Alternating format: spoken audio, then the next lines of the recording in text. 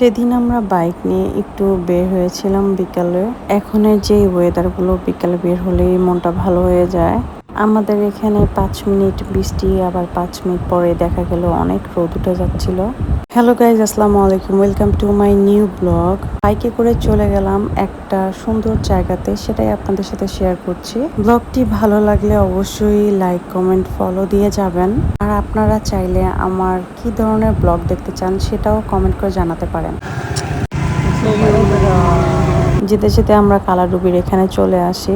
বাইকে ওঠার পরে মেয়েটা আর নামতে চায় না, খালি একটু ঘুরো আর একটু ঘুরো। এজন্যই ভাবলাম যে কোথায় যাই, তো এখানে একটু নামলাম। এখানে অনেক সুন্দর একটা বিল আছে, হাওর টাইপের। জায়গাটার নামই হচ্ছে কালাডুবি।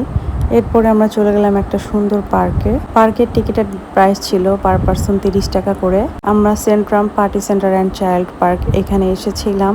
ঢুকে দেখলাম অনেক মানুষ, এখানে অনেক বাচ্চারা, ম্যাক্সিমাম এই বাচ্চাদের খেলনার জিনিস এখানে করা হয়েছে। এজন্যই বেশি গার্ডিয়ানরা তাদের বেবিদের নিয়ে এসেছে। অন্য যে জায়গাগুলোতে আমি গিয়েছি সব জায়গাতেই হচ্ছে তারা এখানে কোনো খেলনার বাচ্চাদের বসালেই সেটাতে ফি দিতে হয়, বাট এখানে কোনো ফি ছিল না। সাথেই কিন্তু পাশে একটা বিল ছিল, যেই বিলে ওরা সুন্দর একটা ব্রিজ করে সাথে নৌকাও দিয়ে দিয়েছিল। সেই ব্রিজ দিয়ে একটু সামনে হেঁটে গেলেই এরকম ছোট ছোট ঘরের মতো করে দেওয়া হয়েছে, যারা এখানে বসে খাবার অর্ডার দিতে পারবেন। রাতে কিন্তু এটার ভিউটা দেখতে মারাত্মক পরিমাণে সুন্দর লাগে। আমাদের এমন টাইমেই যাওয়া হয়েছে যে দিনের ভিউটাও আমরা পেয়েছি, প্লাস রাতের ভিউটাও আমরা দেখছিলাম। এই হাওরটা মারাত্মক পরিমাণে সুন্দর ছিল। এখানে কিন্তু লাল শাপলাও আছে কিছুটা। ব্রিজ থেকে ঠিক সামনেই এই পার্কটা ছিল, এই জন্য এই পার্ক থেকেও ব্রিজটা দেখা যাচ্ছিল। আর তার সাইডে কিন্তু এরকম সুন্দর দোলনাও তারা করে দিয়েছে। এখানে কিন্তু আরো অনেক কাজ তারা করবে, এখনো সম্পূর্ণ কাজ তারা করতে পারেনি। বেশ ভালোই লোকজন এখানে আসা যাওয়া করে, সেটাই আমরা গিয়ে দেখেছিলাম। আমার মেয়েটা কিন্তু গিয়ে খুবই মজা পাচ্ছিল, যেহেতু অনেক বেবিজও আছে এখানে।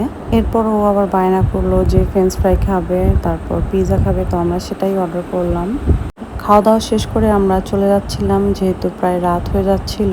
আর আমাদের বাসা থেকে বেশ খানিকটা দূরেও আমরা চলে এসেছিলাম। ব্লগটি কেমন লাগলো তা অবশ্যই কমেন্ট করে জানাবেন। দেখা হবে নেক্সট কোনো ব্লগে। ততক্ষণ পর্যন্ত সবাই ভালো থাকবেন, সুস্থ থাকবেন। আল্লাহ হাফেজ।